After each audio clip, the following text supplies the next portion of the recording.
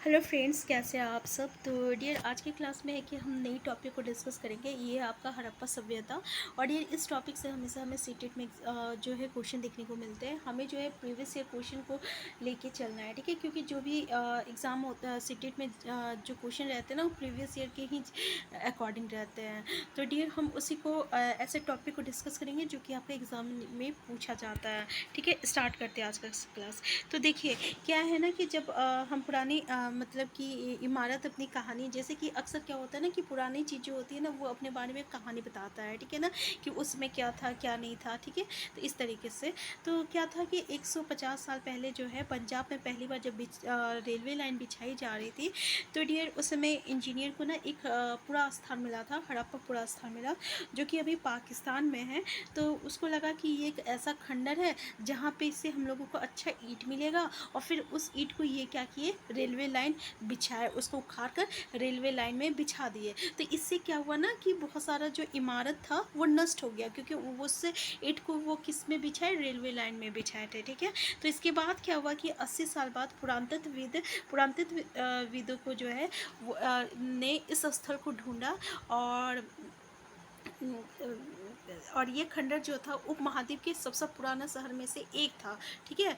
तो क्या है कि इस नगर की खोज जो है सबसे पहले हुआ था, लेकिन इसलिए बाद में जितना भी इसके बाद में क्या हुआ, जो भी मतलब कि चीज़ें मिली या जो भी इमारतें मिली, उसको हम लोग क्या कहने लगे, तो इसको हम लोग हड़प्पा सभ्यता की इमारतें कहने लगे, ठीक है। तो इसका निर्माण कब हुआ था, लगभग 47 साल पहले हुआ था। आपको ये याद रखना है कि हड़प्पा सभ्यता का निर्माण कब हुआ था, तो लगभग जो है 47 साल पहले हुआ था, ठीक है।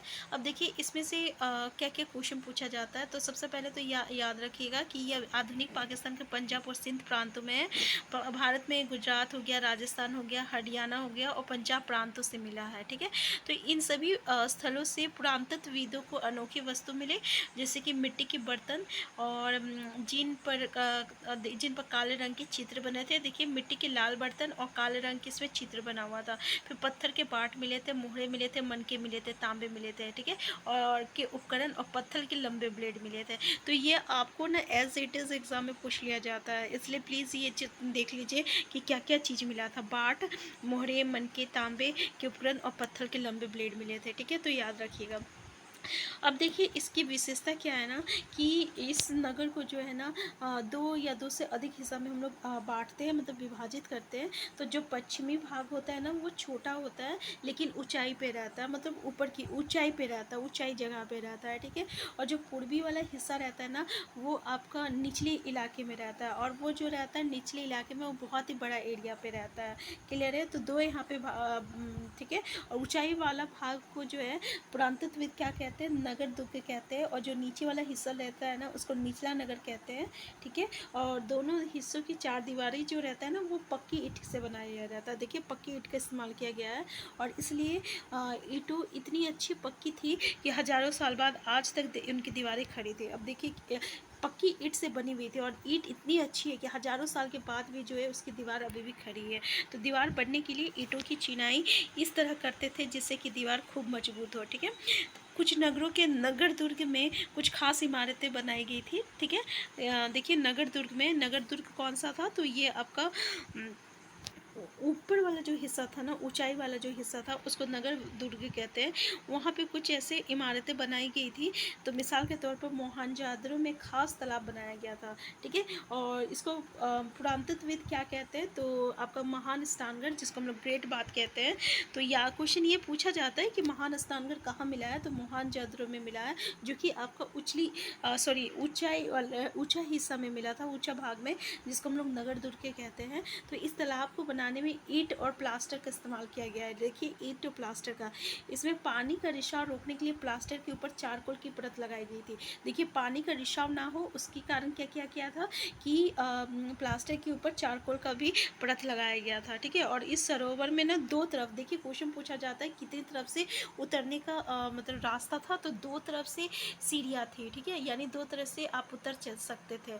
तो दो तरफ से सीढ़ियाँ थी, और चारों ओर क्या था, कमरे बनाए गए थे, ठीक है। और इसमें पानी जो है कुएं से निकाला जाता था, याद रखिएगा। उसके बाद जो है खाली कर दिया जाता था, ठीक है।